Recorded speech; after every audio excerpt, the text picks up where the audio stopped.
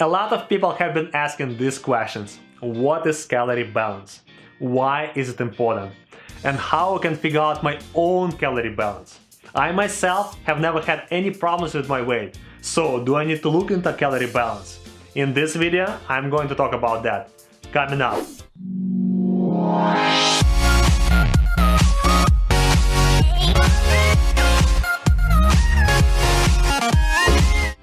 Hi, Andrey is here.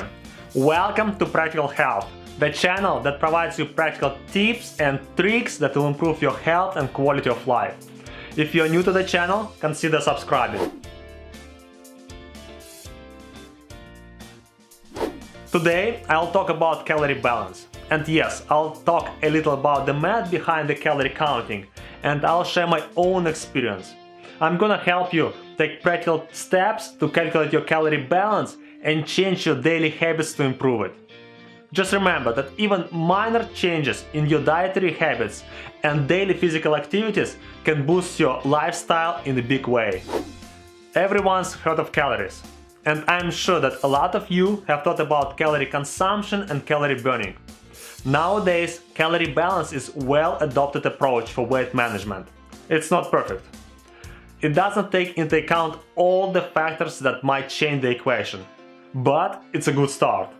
Alright, let's just talk a little bit about the logic behind calorie balance. There are two sides of the equation that we need to balance: calories that we consume and calories that we spend. Let's start with the calories that we spend. There are two major components. The first one is basal metabolic rate, BMR, or resting energy.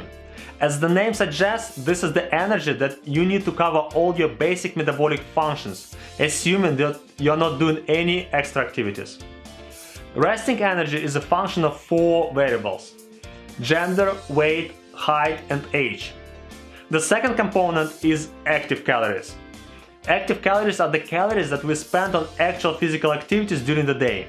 This could be exercise in the gym, running, swimming, or simply walking around.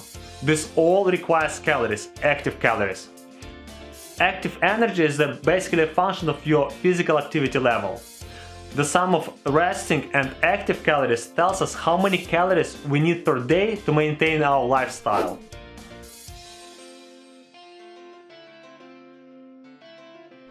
Okay, so how do we calculate the number of calories you need every day? Nowadays, calorie calculations are based on Mifflin-St. Jean equation, which is considered the most accurate equation for calculating BMR. You don't really need to get deep into understanding of this equation. There are plenty of online calorie calculators, very good calculators, where you can input your information and get the estimated number of calories you need daily. I added my favorite ones in the comments section for this video. Okay, let's look at an example of a female who is 30 years old, 5 feet 6 inches tall, 165 pounds weight. We can calculate that required resting energy for this person is about 1500 calories per day. If we assume that she's moderately active and exercises 3-5 times a week, the amount of active energy required is about 800 calories per day.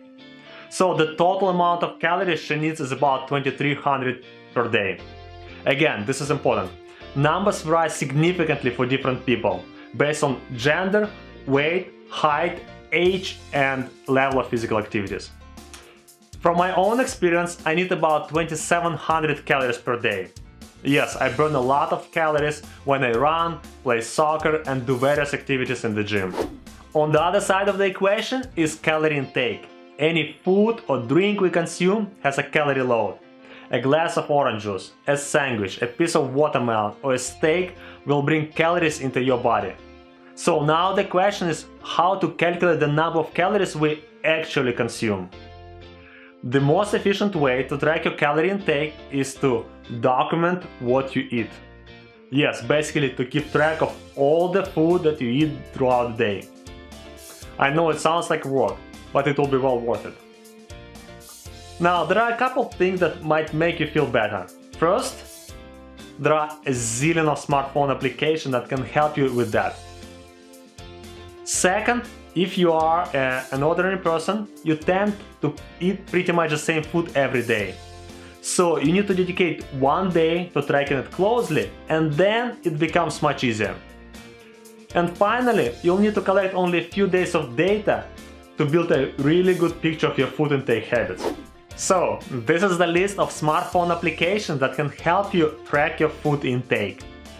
I've been using an application called Lose It, which for me is very convenient, especially since it gives me an option to review my data online on a big screen.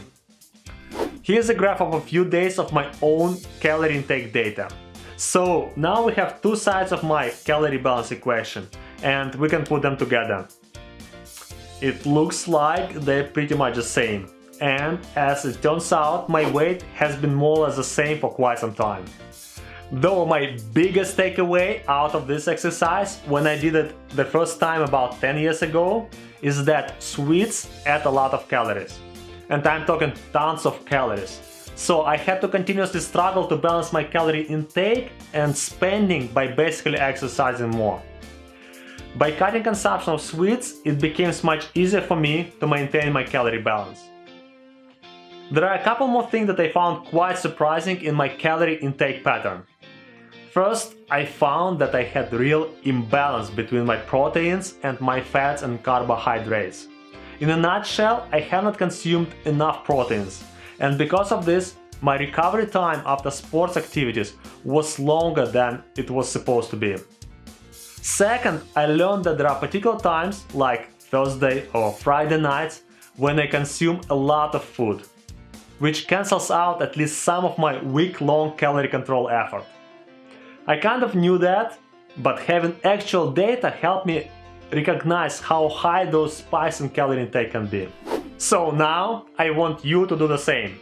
First, figure out how many calories you burn per day based on your body parameters and activity level.